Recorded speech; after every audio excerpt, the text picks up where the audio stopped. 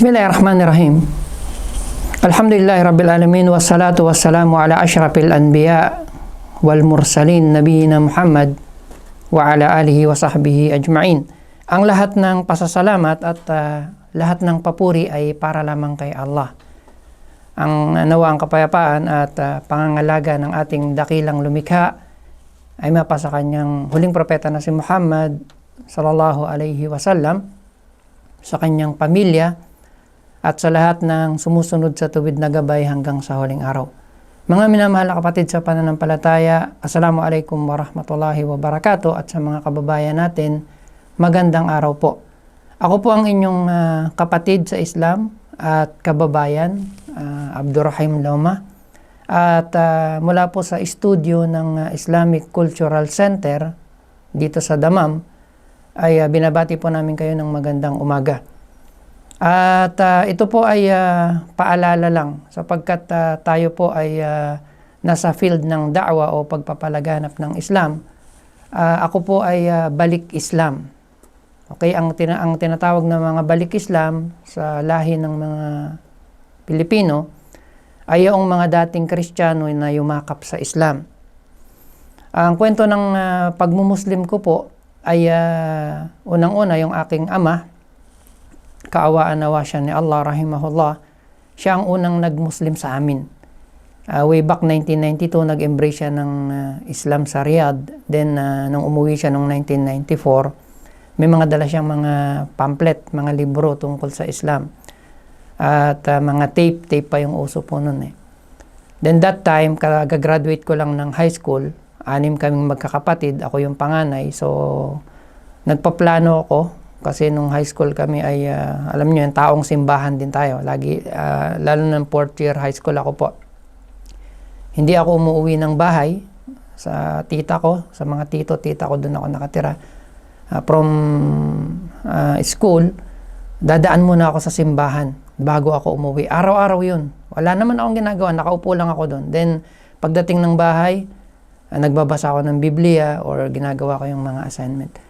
Then may mga classmate ako, naalala ko noon, 4 kami, bago kami graduate. Nagpaplano kami na pumasok sa seminaryo para magpari.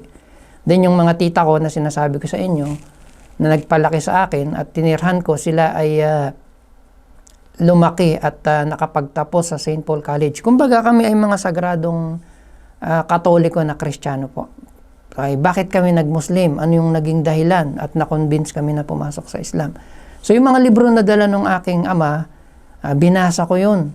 Kino-compare ko dun sa mga napag-aaralan ko at nababasa ko na sa Biblia at mga books ng Kristyanismo. Then after 2 weeks ng masinsing pag-aaral, ang dami ko natuklasan sa Islam na hindi ko nababasa o naririnig noon. Diba? Lalo na sa Pilipinas, sa atin sa Maynila, sa Luzon, Visayas, way back na yun, mga 30 years ago, medyo palaging negative yung pananaw ng mga tao kapag nakarinig ng Islam at ng mga Muslim dahil nga sa mga napapanood, nababasa at nakikita natin. But kapag tayo po ay nagbasa, nakinig tayo sa mga Muslim at natutunan natin yung kanilang doktrina at mga itinuturo, subhanallah, walang tao po na hindi bubuksan yung kanyang puso sa napakadalisay at napakagandang turo ng Islam. So ang tawag sa amin na yumakap or dating Kristiyano na yumakap sa Islam ay mga balik Islam. By history po ng Pilipinas, bakit tinatawag na balik Islam? Isa sa mga dahilan ng ating mga kababayan, kabilang na po ako doon, bakit yumayakap o nagmumuslim kami, isa sa mga dahilan yung history ng ating bansa. Isa lang yun sa mga dahilan po. Sinasabi po sa kasaysayan na ang Islam ay dumating sa Pilipinas way back mga 12th to 14th century. Humigit kumulang 200 taon bago dumating ang Kristyanismo. Imagine, almost 200 years na nananatili ang Islam o naunang relihiyon kaysa sa Kristyanismo. Kasi ang Kristyanismo dumating mga 1521, di ba? According dun sa history, and then yung kanta ni Yoyoy Villame. So by history, ang mga Pilipino po, ang ating mga ninuno ay mga Muslim. Sa Maynila, hanggang ngayon, di ba, alam nyo po yun, pupunta kayo ng Intramuros, ng Luneta, Sa Tondo, nandun pa rin yung mga paaralan na nakapangalan dun sa mga unang ninuno natin ng mga sultan at mga Raha Sulaiman, Raha Lakandula. Okay, di ba, ang kauna-unahang Pilipino Muslim na nagtanggol sa kalayaan. Actually, kalayaan ng pananampalataya yun ay si Lapu-Lapu na alam natin na Muslim po. Then, ang buong Kamindanawan, sa Batangas at iba pang lugar sa Luzon, maging sa Maynila, tulad ng binanggit natin, ay pinamumunuan ng mga Raha o ng mga sultan ng mga Muslim. So, isa yun sa mga reason pagka binabanggit natin sa ating mga kababayan na bakit kailangan natin mag-Muslim. Kasi by original na relihiyon ng mga Muslim sa Pilipinas, mas nauna ang Islam. Kahit nga noon, kung naalala nyo, yung ating dating presidente si Duterte, di ba? Kapag ka siya ay nagsasalita tungkol sa history ng ating bansa, sinasabi niya mas nauna talagang na dumating ang mga Muslim bago ang mga Kastila na dala ang relihiyong Islam. Ano ba ang Islam po? Ang Islam, ang ibig sabihin niya ay ganap na pagsunod, pagsuko at pagtalima sa kagustuhan ni Allah. Pagsunod, pagsuko at pagtalima sa kagustuhan ni Allah. Hindi ito pagsunod o pagsuko sa ating mga amo, sa ating mga magulang, sa ating asawa halimbawa, mga kaibigan o kakilala. Ito po ay parang sabihin natin na personal na relasyon ng tao dun sa kanyang tagapaglikha, si Allah. So kailangan nating sumunod, sumuko, isuko natin yung ating buong sarili at pagkatao sa kagustuhan ng ating tagapaglikha. Okay, sabi ni Allah subhanahu wa ta'ala sa Quran, "Inna ad-dina indallahil Islam." Katotohanan na sa paningin ni Allah, ang relihiyon ay walang iba kundi pagsunod, pagsuko at pagtalima sa Kanya. Close in parenthesis, ibig sabihin Islam. "Wa may yabtaghi ghayra al-Islami dinan falay yuqbala min wa huwa fil akhirati minal khasirin." Sabi ni Allah subhanahu wa ta'ala sa iba pang talata, sino man ang maghangad ng ibang relihiyon maliban sa ganap na pagsunod, pagsuko at pagtalima sa kagustuhan niya, ito ay hindi tatanggapin sa Kanya at siya ay mapapabilang sa mga talunan sa kabilang buhay. So gusto natin tayo yung kabilang sa mga magwawagi sa paraiso at awa ni Allah. Ayaw natin na tayo yung mga magiging talunan na mapaparusahan sa impyerno.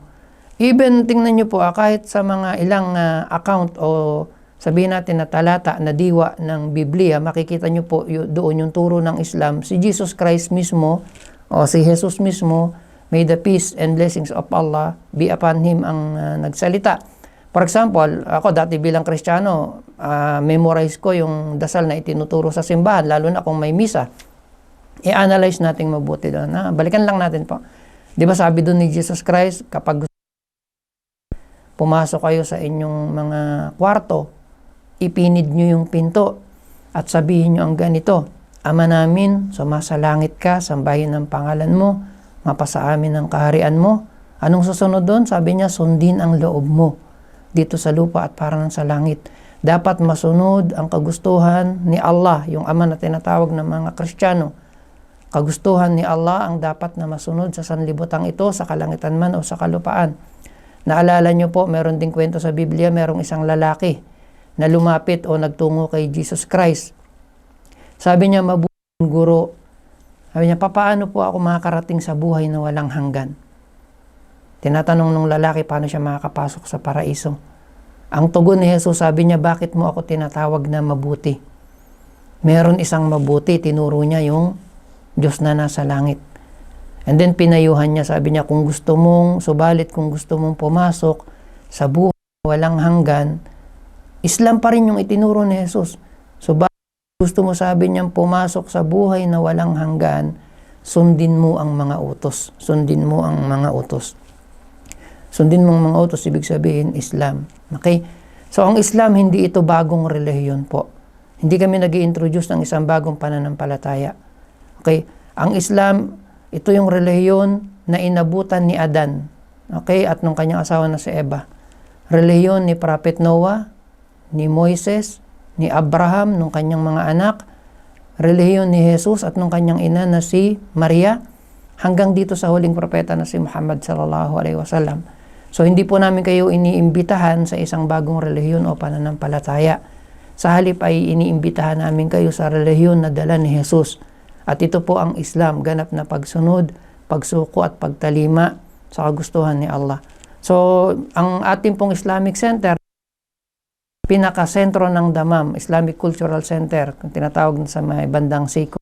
So sa mga kababayan natin na gustong bumisita, anytime po, kayo po ay welcome dito. Sa mga kapatid natin na gustong aral tayo tuwing araw ng Biyernes. So welcome po kayong lahat. Magandang umaga po at maraming salamat. Pagpalain nawa kayo ni Allah subhanahu wa ta'ala. Wallahu ta'ala alam. Assalamualaikum warahmatullahi wabarakatuh.